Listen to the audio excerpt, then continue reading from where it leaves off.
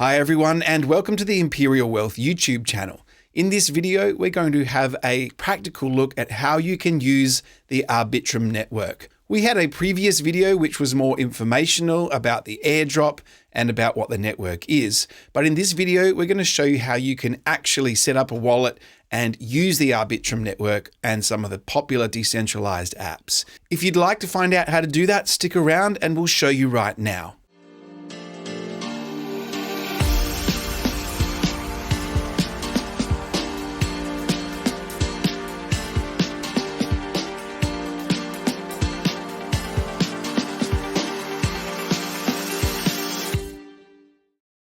So there's been a lot of buzz about the Arbitrum network since the airdrop actually took place a few weeks ago. Arbitrum is a layer 1 scaling solution for the Ethereum network, and it's being worked into many of the popular decentralized apps on the Ethereum network, such as Uniswap. I'll actually show you a list in a moment. But let's look right now at how we can set up a wallet and how we can get some funds onto the Arbitrum network so you can actually start using some of the decentralized applications available. So for this particular example, I'm going to be using the Metamask hot wallet, which is an extension for your web browser. You can get the Metamask wallet from metamask.io. We have an entire beginner's guide to Metamask. So I'll leave the link to this video right here in the description if you need that information first. So once we have Metamask installed and set up, the first thing we need to do is actually add the Arbitrum network to our Metamask wallet. The simplest way to do this is to go to chainlist.org, and then from the list of networks, type ARB up the top. So you'll see that a few options have come up. Arbitrum 1 is the main network, the main blockchain for the Arbitrum project. They do also have the Arbitrum Nova. If you want to find out what the difference between these two are, there is a complete guide here to the Arbitrum 1 and Arbitrum Nova. I'll leave a link to that. That gives you a detailed description of what the differences between the two networks are. But the main one that's in use is the Arbitrum 1 network. That's the one that we'll be using in this video. Just click Add to Metamask and follow the prompts that will pop up. I already have this added to my Metamask, so I'm just going to now switch network. So you'll see here when you click on your Metamask wallet, it will actually show you what network you are on right here. You can click on this and switch to any of the other networks that you've added either manually or through chainlist.org. So we've got the Metamask wallet set up. We have the Arbitrum 1 network added to our wallet.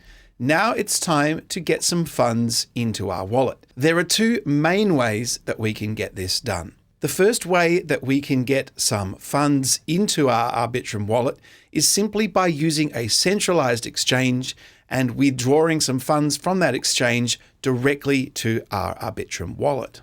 I mainly use the Binance exchange as my centralized exchange, and I happen to know that they do allow withdrawals directly to the Arbitrum 1 chain. It's important to note that the native token on the Arbitrum network is in fact Ethereum, which means this is the currency that we will be paying all our fees in. So you need an Ethereum balance in your Arbitrum wallet to be able to do anything at all on the network. Whenever you do any transactions, there will be a small fee, and the Ethereum balance in your Arbitrum wallet will be used to pay that fee. Every blockchain that has smart contracts will have its own native token that is used to pay the fees. Let's say, for example, we are over on the Polygon network, which was previously the Matic network. You will see whatever the native token is for that blockchain will pop up right here as your main currency. Then all the tokens on that network that you have will be listed down below. Let's switch back to the Arbitrum 1, and I'll show you right now how we can get some funds from the centralized exchange into this wallet. First of all, you need to copy the address, the main address of your wallet by clicking right here. Now that is copied. Now we need to get some Ethereum on the exchange. So you will need a balance of Ethereum on an exchange. And I'm going to withdraw this Ethereum directly to that wallet. First of all, you will select the coin or the currency, which in this case is Ethereum. You will enter the address you're sending it to, but you also have to check under the networks which networks they allow. Now, Binance currently allows withdrawal of the Ethereum currency to the Binance Smart Chain, the Ethereum chain, Arbitrum 1, and the Optimism chains. So in this case, we will select Arbitrum. I'm over here now on my CoinSpot account, which is an Australian cryptocurrency exchange, and I want to check whether I can withdraw some Ethereum from my wallet. So from my Ethereum wallet, I get to select which network, and let's have a look here. So this only accepts the Binance chain and the Ethereum chain. So obviously I can't, if there's no way that I can withdraw Ethereum from the CoinSpot exchange directly to my wallet. But don't worry, if your exchange that you use does not allow withdrawals to the Arbitrum network, I will show you a workaround in just a moment. So I have just made a withdrawal from my Binance to my Arbitrum on-chain wallet on the Arbitrum 1 network. And we should see in just a moment this balance update. So there the balance is just updated, and now we have those funds in the wallet. The other way that we can get funds into our Arbitrum 1 wallet is by using a cross-chain bridge. This is great if you don't trust centralized exchanges or you don't like using them as much. This is actually a decentralized way where you're just using your own wallet and you are bridging funds from one blockchain to another. My preferred cross-chain bridge is actually the native bridge created by Metamask, and this is portfolio.metamask.io, and then you just navigate to the section that says bridge. So if I switch from Arbitrum 1 to Ethereum, you'll see that I have a balance of ETH there. So if I want to get the ETH from the native Ethereum chain over to the Arbitrum network, we just use this simple cross-chain bridge. There will be a fee for this, depending on how busy the Ethereum network is, will depend on what the fee is. So all we need to do is select which network it is from. So I have selected Ethereum, which network we want to bridge to, and I have selected Arbitrum. It's important to note that it does not distinguish between Arbitrum 1 and Arbitrum Nova.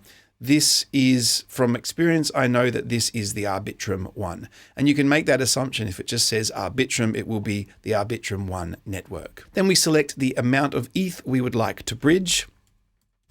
If I was to bridge 0.2 ETH over to the Arbitrum network, it's telling me the fee would be roughly $11.73 US, and it should be there within 3 minutes.